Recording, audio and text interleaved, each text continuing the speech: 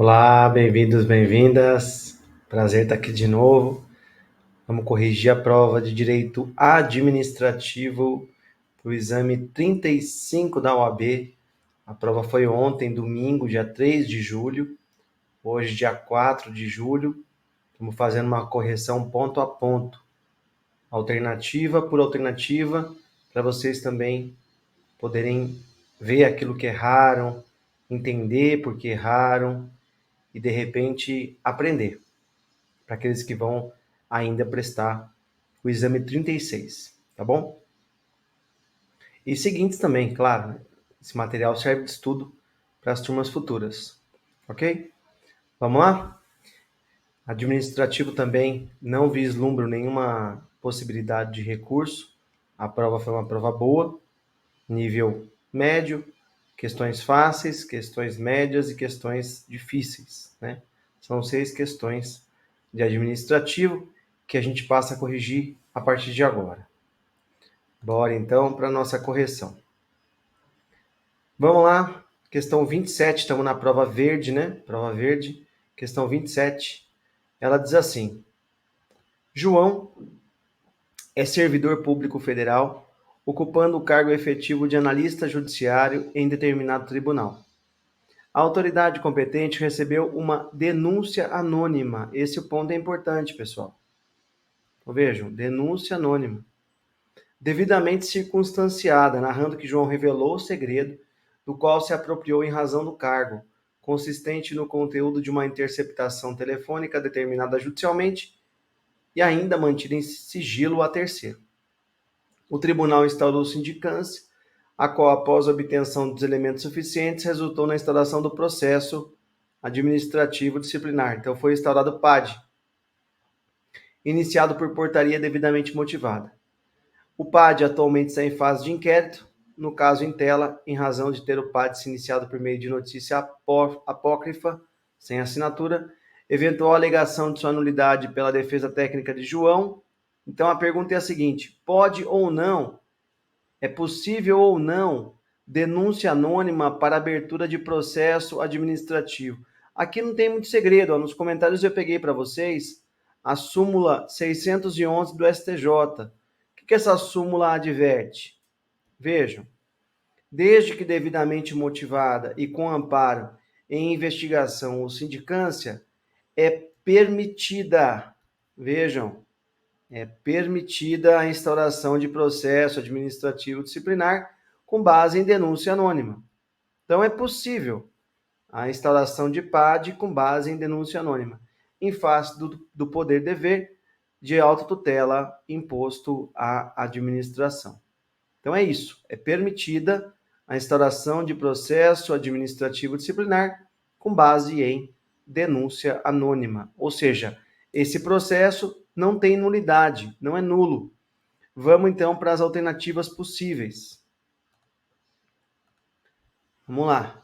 Letra A defesa de João alegando nulidade merece prosperar? Não merece prosperar. Então, a letra B já está errada. Não merece prosperar. Quer dizer, merece prosperar. Está errado. Não merece prosperar a letra C. Pode ser. E letra D merece prosperar. Já está errado. Fiquei entre A e C. A. Não merece prosperar, pois é permitida a instalação de processo administrativo disciplinar com base em denúncia anônima face ao dever de autotutela imposto à administração. Esse é o gabarito. Letra A é o gabarito da questão 27. A letra C fala: não merece prosperar, pois já houve preclusão. Eis que tal argumento deveria ter sido apresentado na fase de instauração do PAD, até 120 dias. Não. Esse argumento, se eventualmente houvesse nulidade, ele poderia ter sido apresentado mesmo após os 120 dias. Não teria problema nenhum de se apresentar essa alegação, podendo a administração até mesmo reconhecer de ofício. Né? Ok, essa é a questão 27. Vamos para a questão 28. Em decorrência das queimadas que têm assolado certo bioma, os municípios vizinhos Alfa, Beta e Gama, nacionalmente conhecidos pelo turismo ambiental, promovido pela localidade e drasticamente afetados pelo fogo, estou aqui, decidiram formalizar um consórcio público, com vistas a promover a proteção do meio ambiente. No respectivo protocolo de intenções, os entes federativos estabeleceram a denominação protetivos, a finalidade, o prazo e a duração, a sede do consórcio e a previsão de que o consórcio é associação pública, dentre outras cláusulas necessárias.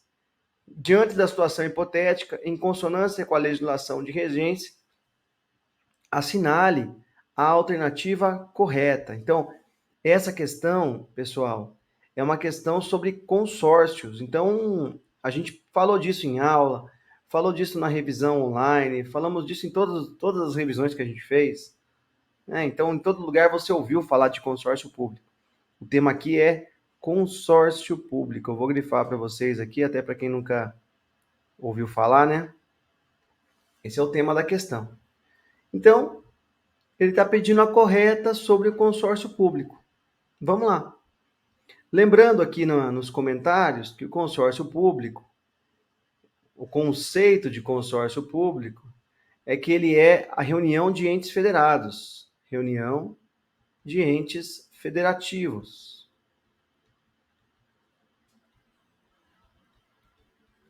O consórcio público, nesse caso, é uma reunião de municípios, é o exemplo, inclusive, que a gente dá em aula. Então, 3 municípios resolveram fazer o consórcio público, vou chamar de M1, M2 e M3. Resolveram fazer o consórcio público. Vocês lembram que a participação da União, obviamente, não é obrigatória. Pelo contrário, para estar correto que a União tem que participar, ou poderia participar, os estados desses municípios também teriam que participar. E a questão não fala nada disso. Então, não precisa se preocupar com esse detalhe, né? Não se atentem nisso. A União não é obrigada a participar, não. Outra coisa importante, esse consórcio público da questão, ela está falando que se formou uma associação pública. Então, se for formada uma associação pública, esse consórcio é pessoa jurídica de direito público. Tem natureza de autarquia.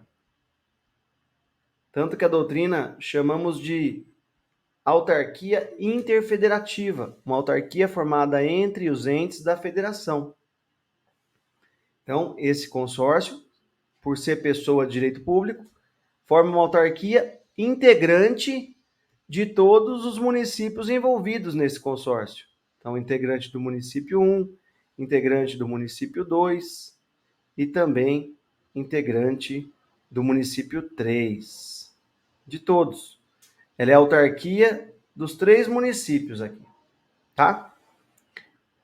Outra coisa importante, esse consórcio, quando é formado, ele tem, ou dele decorrem 2 contratos, né? A gente fala isso em aula, a gente reforça isso em aula. O contrato de programa,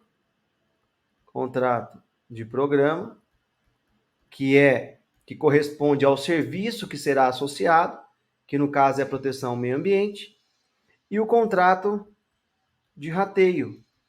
O contrato de rateio determina o quanto de bens ou valores cada consorciado vai destinar ao consórcio.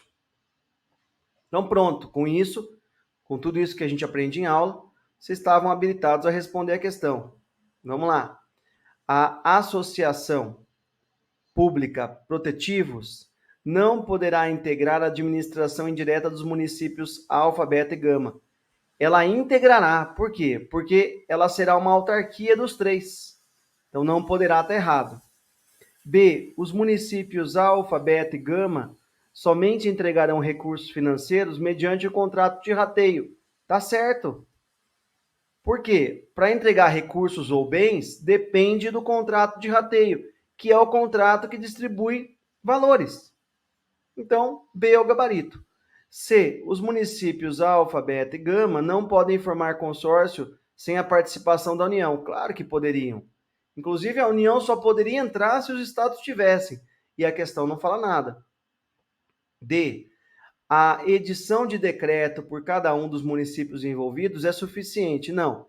Se é autarquia, depende de lei. Obviamente, a autarquia é criada por lei. A gente aprende isso na parte básica do direito administrativo, né? Bom, então questão 28, acredito que tranquila para todos. Questão 29, vamos lá.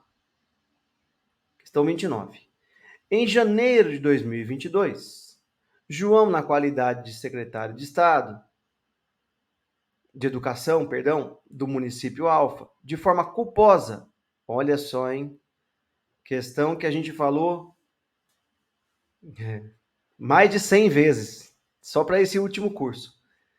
Em janeiro de 2022, João, na qualidade de secretário de Educação, de forma culposa, praticou ato que causou lesão ao erário municipal. Lesão ao erário é forma de improbidade, na medida em que permitiu por negligência a aquisição de bem consistente em material escolar por preço superior ao de mercado.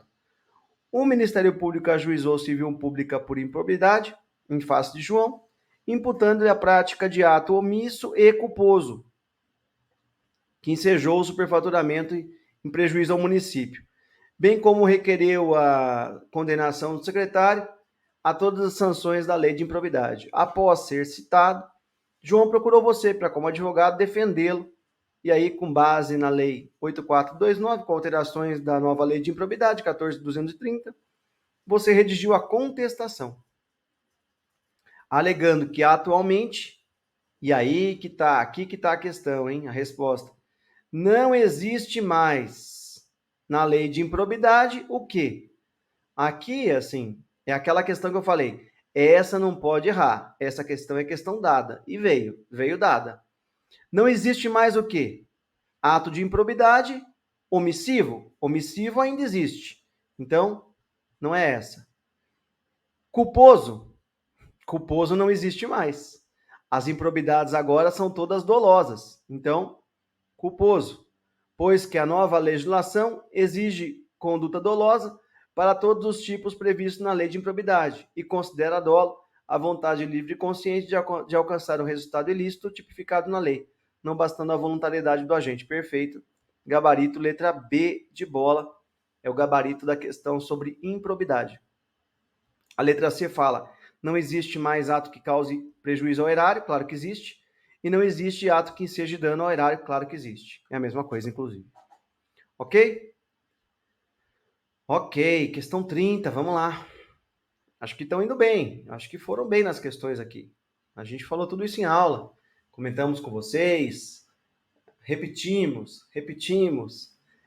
Questão 30. A Associação Gama é uma instituição religiosa que se dedica à promoção de assistência social e almeja obter recursos financeiros junto ao governo federal, a fim de fomentar as suas atividades. Então, lembrar que é uma instituição religiosa. Para tanto, seus representantes acreditam que a melhor alternativa é a qualificação como OCIP. OCIP é terceiro setor. Terceiro setor. Razão pela qual procuram você para como advogado a fim de esclarecer as peculiaridades relacionadas à legislação 9790 acerca da questão apresentada, assinale. Então aqui é uma questão simples, não precisa também, não demanda muito detalhe. A lei das OCIPs, lembrando que a OCIP, Organização da Sociedade Civil de Interesse Público, ela, vou colocar alguns pontos aqui, as OCIPs, elas celebram um termo de parceria com o poder público. Elas fazem um pedido e, se preencherem requisitos, o ato é vinculado. Elas fazem esse pedido junto ao ministro da Justiça. O ato é vinculado. É possível a participação de servidores no conselho de administração da OCIP. Não existe proibição, inclusive a lei das OCIPs permite isso, no artigo 4º. E no artigo 2º, a lei das OCIPs proíbe. Então, eu vou colocar aqui, vedação. Proíbe que entidades religiosas, partidos políticos, sindicatos se qualifiquem como OCIP. Então, a questão fala justamente disso, entidade religiosa. Entidade religiosa queria se qualificar como OCIP. Vai ter que ver onde está o gabarito que fala que é proibido, né? Então vamos lá. A qualificação letra A como OCIP, a qualificação do município da Associação Gama como OCIP é ato discricionário, está errado, é ato vinculado. B, após sua qualificação como OCIP, a associação deverá formalizar contrato de gestão, não é contrato de gestão, é termo de parceria. C, a associação Gama não poderá ser qualificada como OCIP, pois instituições religiosas não são passíveis de tal qualificação. Sim, uma vez que há vedação no artigo 2º da lei das OCIPs. C é o gabarito da questão 30. D, o Estatuto Social da Associação Gama precisa vedar a participação de servidores na composição do conselho. Não, é permitida a participação de servidores no conselho. Portanto, questão 30, letra C. Questão 31. Essa, acreditamos que tenha sido a mais difícil da prova. Embora tivesse uma sacadinha aqui que dava para responder rapidamente. Vamos lá. O município Gama almeja realizar licitação para a escolha de um projeto urbanístico de cunho técnico especializado, de natureza preponderantemente cultural, para a revitalização do seu centro histórico. Para tanto, fez publicar o respectivo edital com as especificações da lei. Segundo a nova lei de licitações, a Lei 14.133, a assinale é correta. Vejam. Trabalho técnico, científico ou artístico. Trabalho técnico, científico ou artístico. Técnico, científico ou artístico. A modalidade licitatória adequada é o concurso.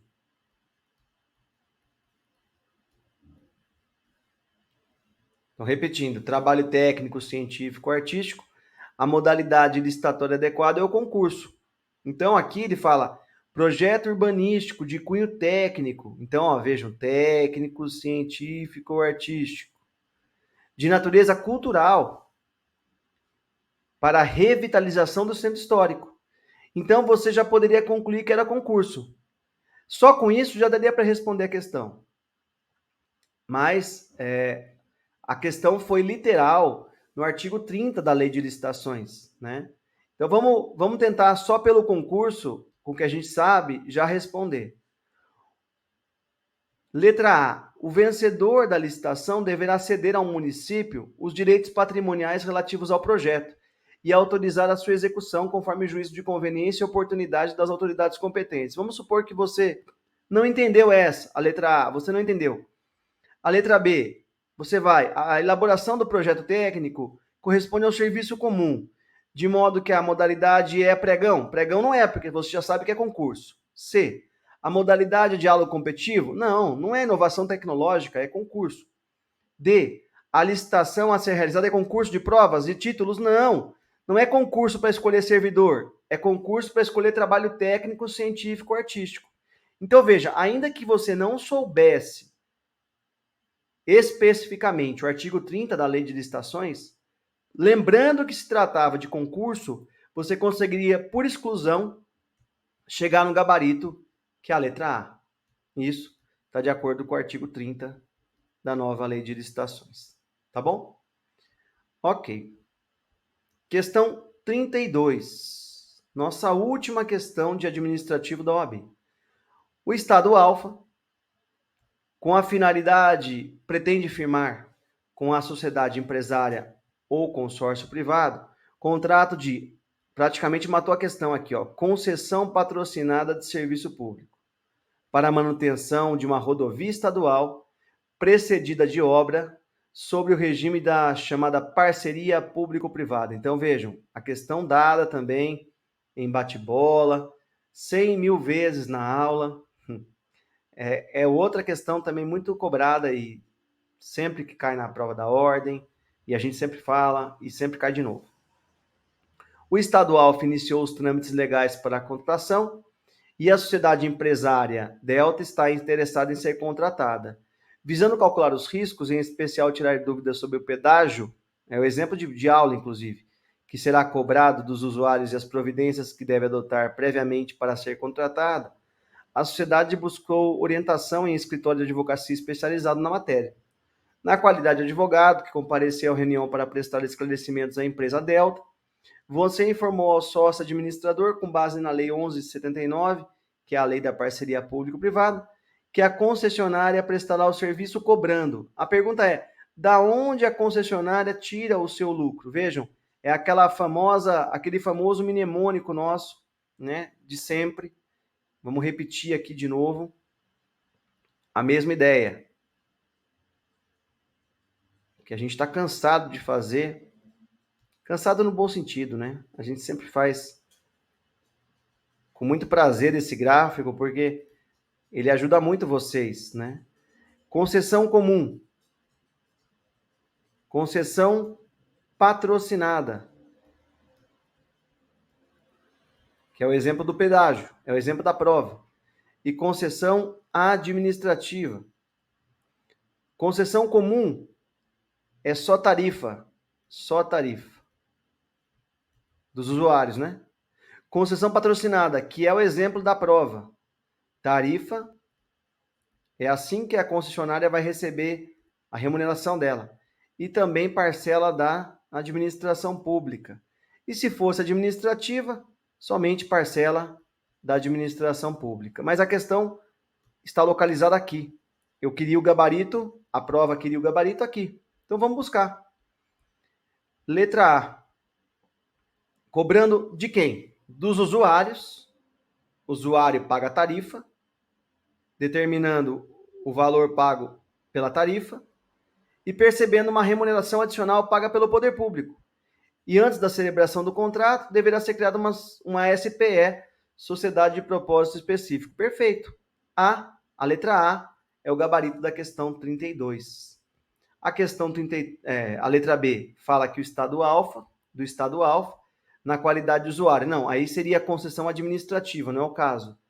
Dos usuários, o valor como tarifa, para, de forma integral, arcar com o contrato. Não, aí seria a concessão comum. Do Estado Alfa, como usuário indireto, o valor da metade da tarifa. E aí depois, de acordo com o valor estimado, a outra metade. Não tem nada a ver. Aqui é concessão patrocinada, obrigatoriamente tarifa, mais parcela do poder público.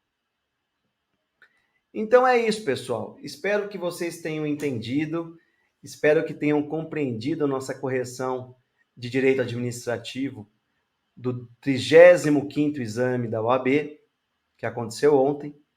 Espero que tenham ido bem, que gostem da correção. Então, se gostarem, curtam, compartilhem e se inscrevam no canal para cada vez mais esses vídeos possam acessar o maior número de pessoas que precisam, tá bom? Obrigado pela paciência, pela audiência. Nos vemos, então, em breve. Um abraço a todos. Tchau, tchau.